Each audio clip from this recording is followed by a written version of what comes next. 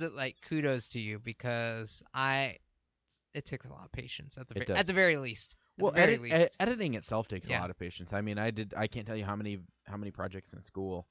They're like, okay, you can start your project. I'm sitting there editing, and I edit for like, however long the class is, which is a few hours, and I get done. I'm like, I feel like I didn't make any progress. I'm like, this looks like crap.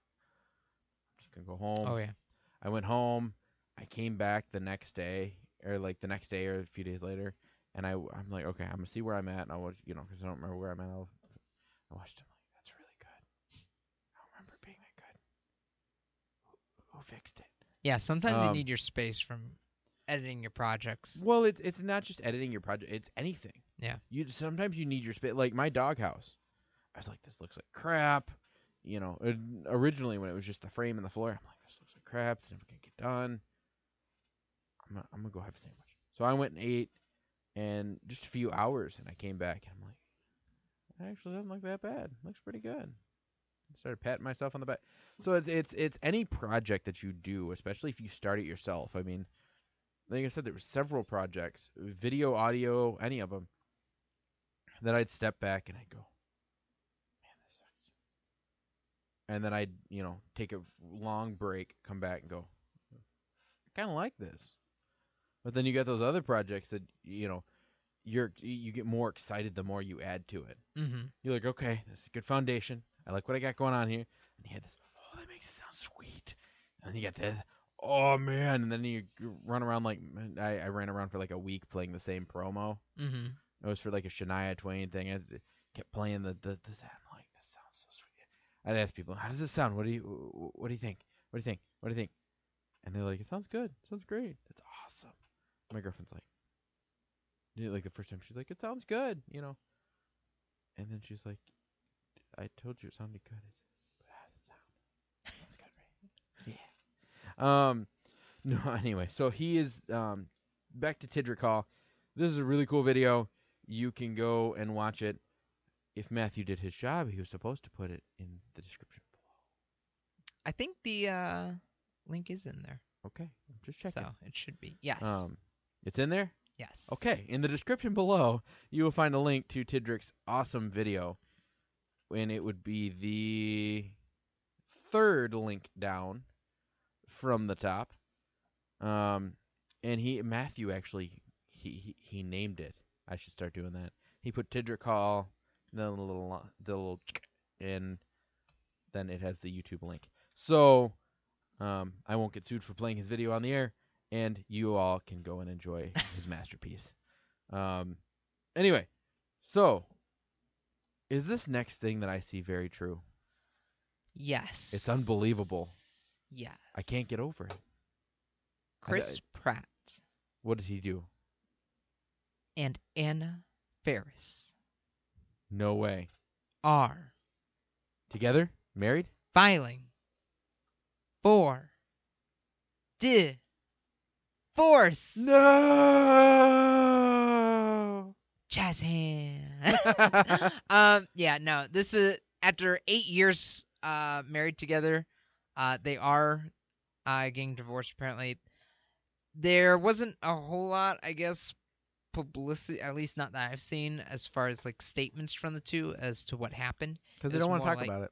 You just gotta leave them And alone. I respect that. I do respect that. But pretty much from the sound of it, like everything, like they were amiable towards each other. Like things are good. They have their kid together. We don't know exactly how custody will work, but it sounds Well, like it's kind of like Blake. positive It's kind of about like it, Blake so. Shelton and Miranda Lambert. Mm-hmm. Her in her words, I quote, "Well, we gave it an old college try and it didn't work out. There you go. That just happens." But for me, at least, I'm kind of bummed about this because while I didn't follow their, I'm not. That means Anna Faris is back on the market. Ching. I didn't follow like their love life that much, to be fair. But at the same time, like Well, you heard it in the Guardians of the Galaxy. exactly. He's in love with the one chick. Gamora? Yes. No. He's in love with No, Gamora. no. Yes, he No. is. That's make believe world. We're talking about the real world. No, the Guardians of the Galaxy are real. Chris Pratt is make believe. No, but Chris Pratt, like I always saw the posts where he's like super sweet about his wife and like he loves her and Like it makes you believe in love, almost like who else? Angelina Jolie and Brad Pitt. And guess who also got divorced within this past year? Love is dead, people. That's the real message either of the story. either that or celebrities just can't marry I for very long. I'm thinking about Or because or they're Lady Gaga and Taylor Kinney, they ended up splitting. So they said it was good, but they ended up splitting too. So I know. I'm thinking Love is dead. No, I'm thinking So celebrities just can't. all right. Although I feel I've like yet to, find a I partner, so like until that happens, I feel love like is it's a dead. I feel like it's a generational thing hmm because I feel like every like the generation below you and me or below me and you is the order that should have went in. Or even our generation. I feel like once the kids are out of the house, the parents start to separate. Because it kind of happened with my cousin. hmm My cousin, she graduated, she went off to school, and the next thing I know, my aunt and my uncle are separated. I'm like, what happened? What'd you do? And it's been brought up before that, Yeah. you know, Divorce rates are on the rise, yeah. well, So, and I feel like it's because maybe, there was a lot of people who were like, oh, I need to find true love in high school. And then they married, they had a kid. I think it's the old process. I mean, when my grandma was younger, you graduated high school, you applied at GM, you got a job, you got married to your high school sweetheart, you had a baby. That was life.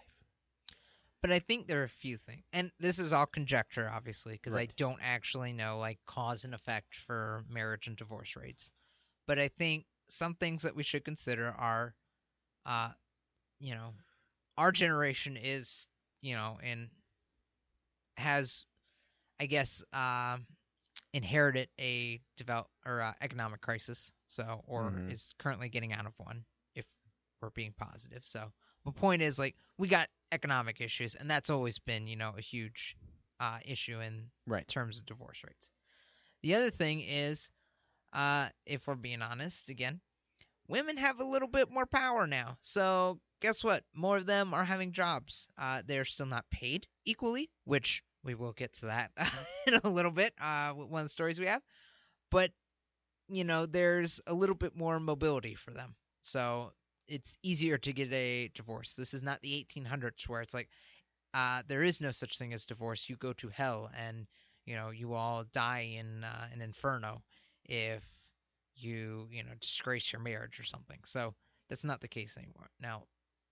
Now we're a little bit more cooler with it, and I think you know people have an out, so which they're taking. So, and if you're in a bad relationship, yeah, you should be taking that out. But I guess for me, that brings the question of why are there so many bad relationships? And I think it's sort of what you're saying that people are entering into long-term commitments that they aren't really ready for. I had a conversation with one of my friends where basically she asked me, is a relationship defined by time or experience? And my argument was, I think it's a mixture, but I think experience is a huge part of it because there are people who can be married for a very long time and then are that relationship is finally tested and that's when it turns out, oh, this isn't working, we need a divorce. Right. So, whereas, guess what? You could be together for 6 months, but if you endured it all, if you weathered the storm, guess what? Chances are, I'm going to say that you have a pretty solid foundation.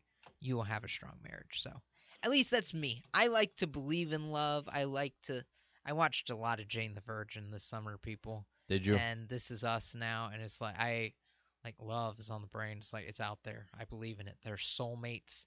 There are a lot of my friends who are going to disagree with me on this, but let me have it, okay? Just let me have my Jane the Virgin moment, okay? Hashtag Team Michael forever. For those of you who have seen Jane the Virgin, you'll know what I'm saying. For those of you who haven't, start watching Jane the Virgin. That's all I gotta say on that. Okay. Yeah. Yeah. Anything Yeah. else you want to say about Chris Pratt and Anna Faris, or can we move on to other topics? You're good. I do have something else to say about Todrick Hall though. All right. I'm gonna post this video on our Facebook page. All right. So if you want to see Todrick Hall Facebook video, or if you want to see his video on YouTube, and you don't feel like scrolling down to the bottom of the descriptions, that's fine. You can just check our Facebook page. It'll probably be more clicks and a lot more work, but Yeah. some people like to work for things that they enjoy. So it'll be on our Facebook page, and with a question. Answer the question I like and get the questions. conversation going. Back to you, Matthew.